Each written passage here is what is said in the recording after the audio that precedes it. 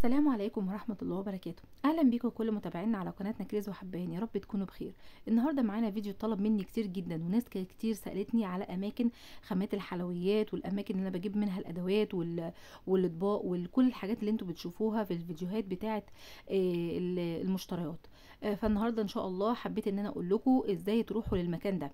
أنا هنا في ميدان العتبة، طلعت من المكان اللي فيه المترو، بس ما قدرتش أصور لكم الطلعة بتاعة المترو عشان كانت زحمة جدا. وبعد كده بدأت أتوجه للحتة اللي فيها البوسطة والمطافي زي ما حضرتك شايفة كده.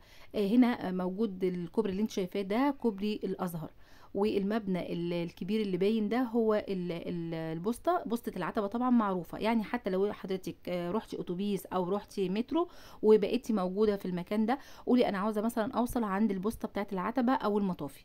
تمام، هنمشي كده على طول. انا معاكم بقى واحده واحده عشان تعرفوا الطريق، بس خليكم معانا عشان الطريق ايه يبقى سهل بالنسبه لكم.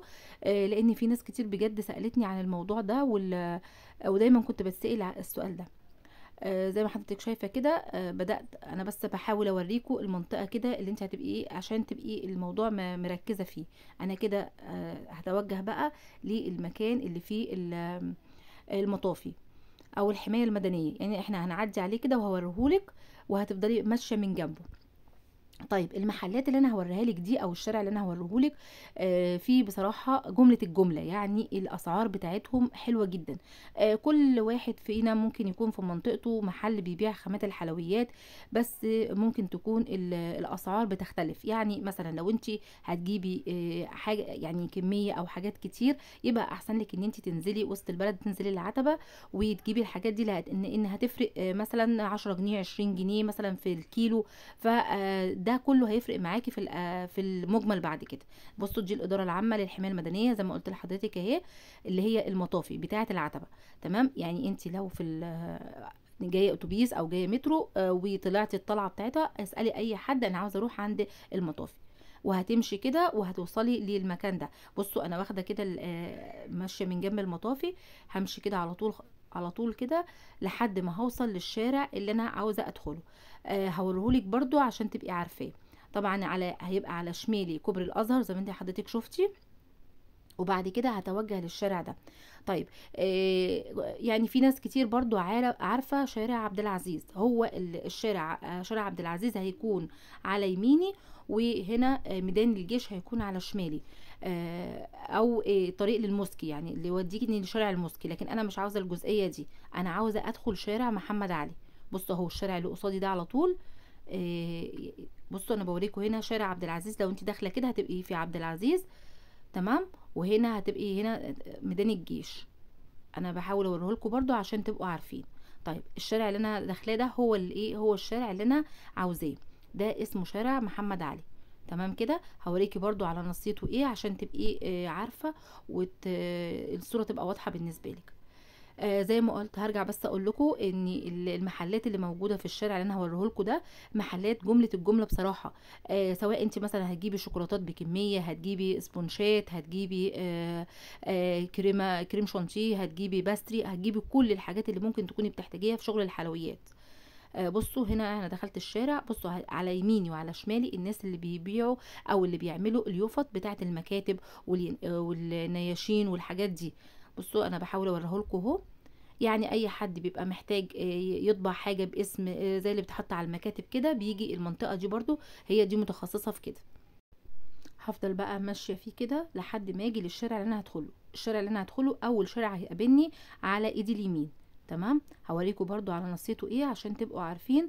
الشارع ده اسمه، اللي انا هدخله ده اسمه شارع الترجمان اهو، ده الشارع اللي انا بقصده. بصوا يا جماعة، المكان ده بجد لو عرفتوه وكنت بتتعاملي في الحلويات او بتعملي شغل حلويات هيوفر معاكي كتير، وهتلاقي حاجات هناك ممكن ما تلاقيهاش في اي مكان تاني. تمام، زي ما وريتكم كده، الشارع على اوله محل اسمه عبد الحكيم هاشم، ده على ايدي اليمين، وعلى ايدي الشمال مع الدخلة هيبقى محل اسمه حامد موسى. تمام، هدخل بقى فيها. اول محل هيقابلني محل البغدادي. المحل ده برضو بتاع ادوات واطباق وفويل وكل الحاجات اللي ممكن تحتاجيها في التغليف ولو انت شغاله بقى اونلاين او الكلام ده كله، هتحتاجي كل الحاجات دي، هتلاقيها يعني طلباتك كلها عندهم. برضو يعني بصوا كذا محل هتلاقي كل اللي انت عاوزاه. لو ما لقيتيش حاجه هنا هتلاقيها في المحل التاني، واسعارهم جمله. يعني في برضو في محلات منهم بتبيع بالجمله، بتبيع بالاعداد، بال100 قطعه وبال50 قطعه.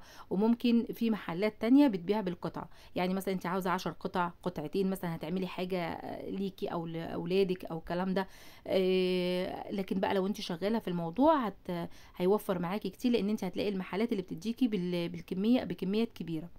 تمام كده. انا ماشيه جوه الشارع بس عشان اوريكم. في الاول زي ما وريتك كده، المحلات اللي في الاول تقريبا كلها لادوات التغليف والحاجات دي، وعلب الجاتو وعلب التورته وكل الحاجات اللي احنا بنستعملها.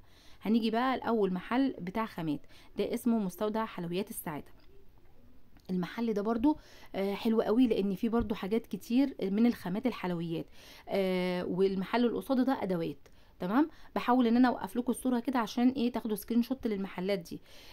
طيب مستودع السعاده ده بيبيع بالجمله، يعني ما ينفعش تدخلي تقولي له مثلا عاوزه نص شوكولاته ولا حاجه. هنيجي ليه محل برضو كبير جدا بتاع ادوات اسمه جميل ناجي. المحل ده هتدخلي هتلاقي فيه بصراحه كل الحاجات اللي ممكن تحتاجيها. بيبيع بالجمله وبيبيع قطاعي، لو انت عاوزه طبق حلويات واحد، لو انت عاوزه قب مش عارفه ايه، في حاجات بيقولك اقل كميه مثلا 25 50 وهكذا، وفي كميات اكبر، وفي حاجات ممكن تاخدي منها اعداد اقل. يعني حسب برضو ما تدخلي المحل وتسالي على الحاجات اللي انت عاوزاها. معلش في بقى حتة اتصورت كده، بس يعني ايه وقعت في التصوير، يعني انا ما كانش التليفون جايبها كويس. اللي هي الجزء اللي او المحل اللي قدام جميل ناجي ده اسمه نجمة السعادة. ده بيبيع خامات الحلويات. ده تقدري تشتري منه قطاعي بقى، يعني ان شاء الله تكوني هتشتري ربع كيلو سبونش، ربع كيلو لبن بودرة، رباع، انصاص، يعني ايه ربع شوكولاتة، نص شوكولاتة، حسب ما انت ايه عاوزة. يعني مستودع السعادة انت بتشتري منه كميات. الباكو الشوكولاته اللي هو ب 2 كيلو ونص على بعضه، الجالونات على بعضها. لكن نجمة السعادة انت بتشتري منها الكميات قليلة. لو انت بقى بتشتري لبيتك او بتعملي حاجات بسيطة ممكن تتعاملي معاه. وبصراحة معاملتهم حلوة جدا، وهتلاقي عنده برضو حاجات كتيرة جدا. وانا بس حبيت ان انا اضيف الجزئية بتاعة الفيديو الاخير عشان انا بس بينت لكم الحاجات اللي انا كنت جايباها. يا رب ان شاء الله الفيديو يكون عجبكم، واشوفكم ان شاء الله في فيديوهات جاية كتير.